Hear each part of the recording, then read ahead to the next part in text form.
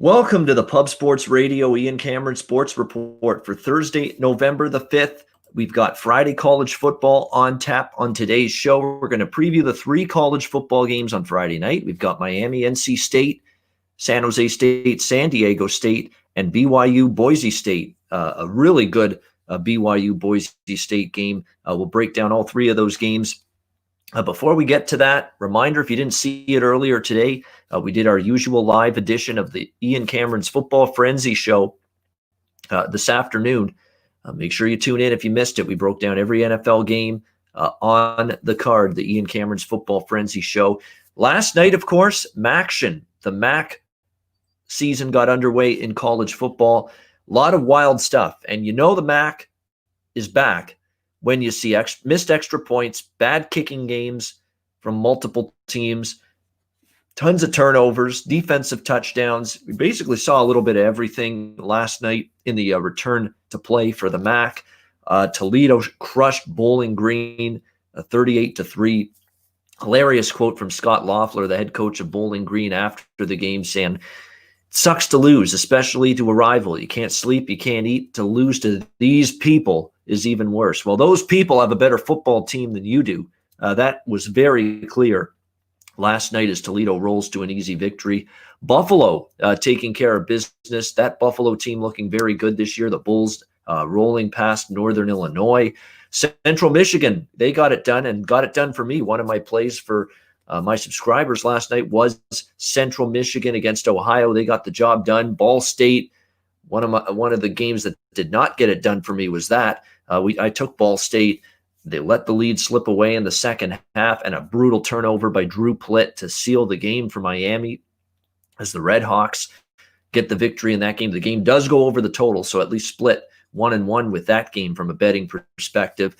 Eastern Michigan, for me, they got the point spread cover. I bet them at +5. Depends on when you bet it, but the Eastern Michigan Eagles, after a rough start, make things interesting with Kent State, but Kent State pulls it out late and gets the victory against Eastern Michigan. But depending on when you bet Eastern Michigan, they may have cashed for you as a road underdog. Eastern Michigan continues to be a very good underdog under head coach Chris Creighton. Same old Akron. They're now 0-13 straight up, 2-11 against the spread in their last 13 games since the start of last season. Another brutal performance for them as they get drilled 58-13 by Western Michigan.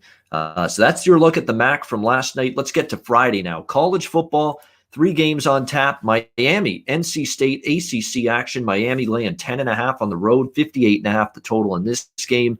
Miami should be able to score at will against this NC State defense, which just isn't very good, is capable of getting absolutely carved up by any sort of above-average offense. And I think Miami's got that kind of offense this season, thanks to De'Aaron King, the Houston transfer, who's done a really good job leading the offensive attack for Miami. The Rhett Lashley system firmly in place, and Miami is really adapting well to the system change, the scheme change, and the new offensive coordinator, Rhett Lashley, who's come in. He's put in his system, and Miami's running it very well. You see this Miami team putting up points on a weekly basis, which is good to see. De'Aaron King looking comfortable, leading the offense here for Miami. And like I said, NC State, you look at their results against any sort of competent offense, it's not been very pretty for NC State. Unfortunately for them on the offensive side of the football, they are coming off a bye week, which I think will help them offensively. Devin Leary's still out, though, with the leg injury, and he won't be back likely until the bowl season. So they're going to be going with Bailey Hawkman, who has had 4 interceptions and 70 pass attempts this year. Not very good in terms of ball security, but he did start a bunch of games last year. NC State is coming off a bye week. You know, it's at least an opportunity to get Bailey Hawkman in a spot where he has more time to practice, to get ready, to be able to hopefully have a little bit more success offensively here for NC State going into this game. De'Aaron King, of course, dual threat quarterback, has been able to run it. He's been able to throw it. And I think they'll be able to do more of the same here in this game. I think Miami can get into the 35-38, even maybe even maybe even get to 40 here against NC State, who I think are really going to struggle on the defensive side of the football. Can you get 21 to 24 out of NC State? If so, this game might be able to get up and over the total, 58.5. NC State plays with an above-average, up-tempo offense. Tim Beck, the new offensive coordinator, they play faster this year. We know Miami's really cranked up the tempo on offense under Rhett Lashley this year. So I think that game could be over the total. I would only look to Miami, but laying big points like that on the road against a team, albeit not a great team, NC State, but a team coming off a bye week, it's not necessarily the greatest spot and situation right here to be laying double digits on the road with Miami. But fundamentally, they definitely have a bit of an edge in this game. So it wouldn't shock me to see them win by double digits. It's just I'm not comfortable laying it with Miami in this price range. On we go to Mountain West action now. San Jose State, San Diego State. We've got the Aztecs 9.5-point favorites at here in San Diego, total 48. Actually, this game, if I'm not mistaken, has been moved to Carson, California. This game between San Jose State and San Diego State.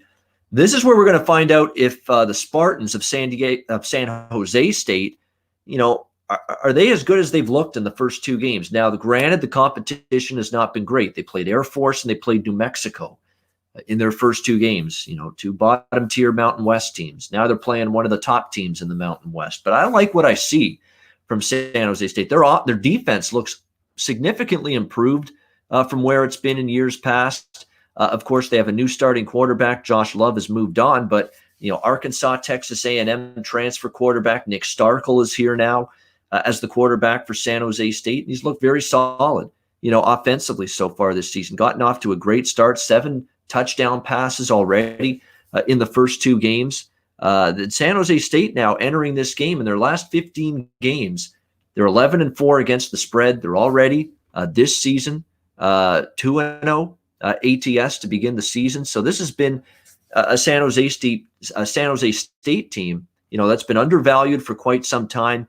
San Diego State's defenses look pretty good so far this season, but even with them, they played UNLV and they played Utah State. So there's some two mediocre offenses right there for the San Diego State team. Brady Hoke back where he first started, once again the head coach of this Aztecs program.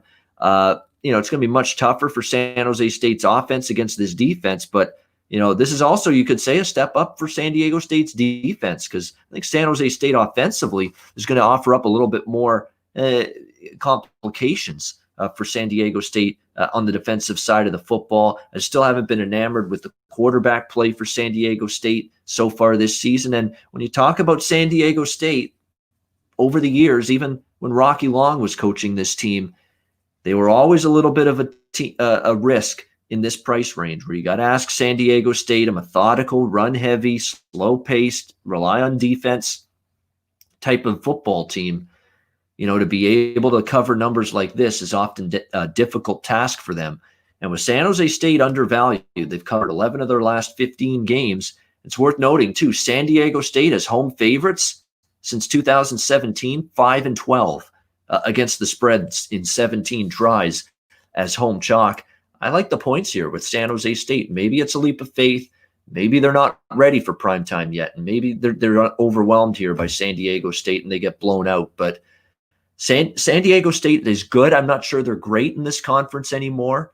I really do think San Jose State is making strides in this conference. And Brett Brennan, to me, the head coach of this San Jose State team, continues to do a pretty solid coaching job with this group. And I think they can at least hang within this big number. I don't know about win the game, but can they keep it to a single score, which obviously will be good enough? I think they could. So for me, it would be San Jose State here, the Spartans plus 9.5 if I'm getting involved in this matchup. Final game we break down on this show for the Friday night slate, and it should be a dandy. BYU, Boise State should be a great football game. We've got BYU 3.5-point road favorites on the blue turf in Boise. Yeah, it's not often you see Boise State home underdogs, yet here they are. The total 61 in this game. It's gone up. BYU's offense, to me, they look good. I don't want to say unstoppable, but Zach Wilson is a very confident quarterback right now. They are a balanced attack. They can throw it. They can run it.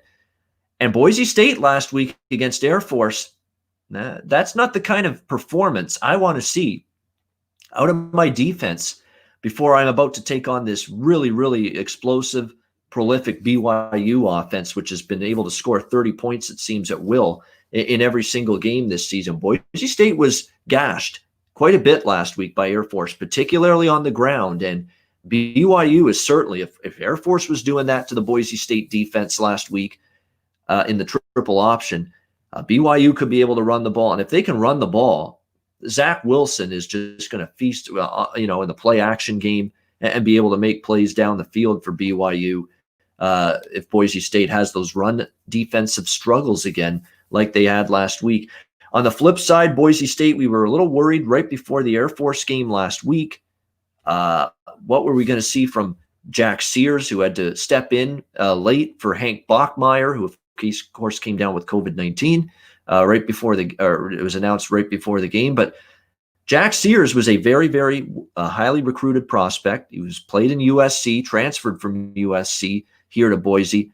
And remember, he was backing up JT Daniels, and Jack Sears just couldn't get a look. Clay Helton wanted JT Daniels as his starter, and Jack Sears never really got a great opportunity at USC to be the starting quarterback.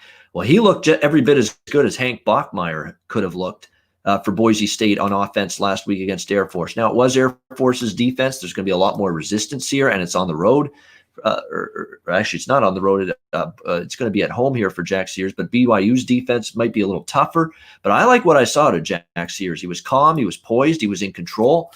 He made some really big plays throwing the football down the field. And I think he's going to be capable of playing well here. It doesn't look like Hank Bachmeier is going to be back and ready to play. So it looks like this is going to be a Boise State offense that for the second week in a row is going to be patrolled by Jack Sears. I think he's more than capable here in this game going up against BYU's defense. Jack Sears making the start for the Boise State Broncos in all likelihood for this game.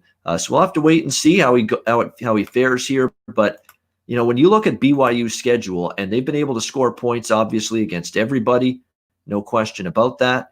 And it's going to be interesting to see how he fares here against BYU. But you look at BYU's schedule, other than Houston, and Houston to me is an okay team. You might even say a good team. They're not a great team, and yet that Houston team is by far, the toughest team on the schedule so far this season for BYU. They just haven't faced a lot of good teams, and I don't think they've faced a ton of really, really good offenses either so far this season. And Boise State, in theory, is going to be one of the toughest offenses they played all season long. So I just don't know how well BYU's defense is going to play in this game. So that has me looking at the total. We have already seen the total go up from 59 to 61. It's going to be very cold in Boise on Friday night on the blue turf. But from what I've read from a weather forecast perspective, not a whole lot of wind. So I don't think it's going to impede the offenses too much. I do think we get a higher scoring game. 34-31 cashes a ticket. And I think we could, it's very well, in my opinion, with these two teams, these two offenses, and these two quarterbacks, I think it's well within the realm of possibility that we could get that kind of score, 34-31.